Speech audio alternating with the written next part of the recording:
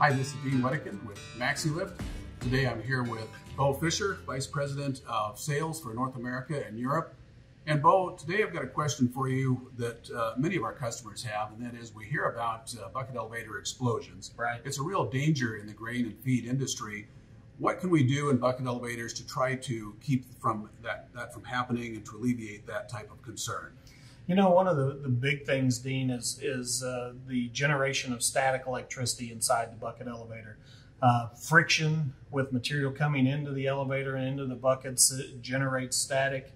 So we have to manage that static. We have to make sure that it doesn't reach a point where it creates an ignition source for the grain dust. Right. So that's done with a number of components in the bucket elevator, and it's a system that does it. So first we start with our plastic or even steel elevator buckets. All of them will generate static electricity as the friction comes in there. Okay. But what happens is those elevator buckets are attached to a static conductive belt. Every ag application should be on a static conductive belt without any question. Right.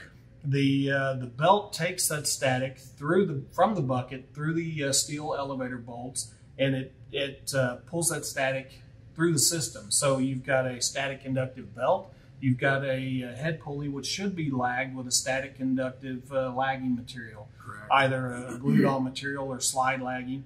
And then the static is conducted through the head pulley and into the elevator itself.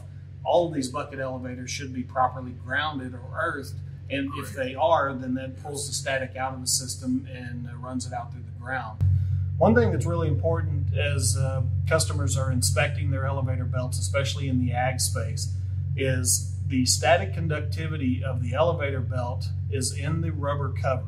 If the rubber cover is missing on your elevator belt because you've let it wear out, even though it may still be running, you've lost the ability for that belt to conduct the static away from the buckets, and you could create a potential safety issue there. So make sure when you're doing your belting inspections, you're really taking a hard look at that cover and making sure it's intact. If it's not, there is a safety issue and it should be addressed right away.